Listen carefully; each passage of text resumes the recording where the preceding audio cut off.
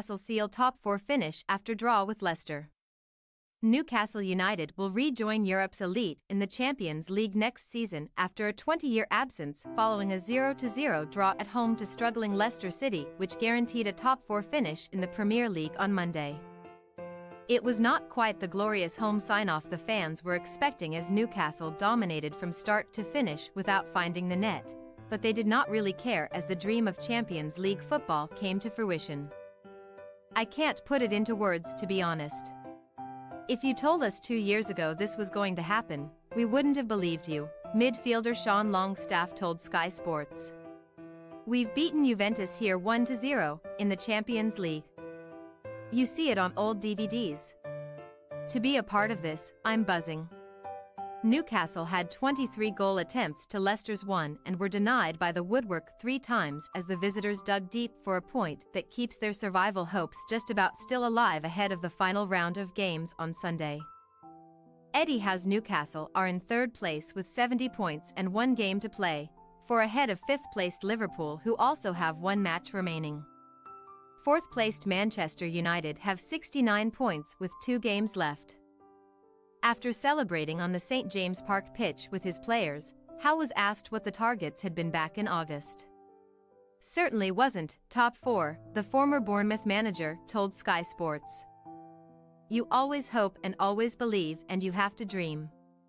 But we didn't feel we were ready for that. After last season's battle against relegation, it really was whether we could consolidate and become a better team and not flirt with relegation like last season. I can't praise the players enough for that mentality, their attitude, what they've given me and the club.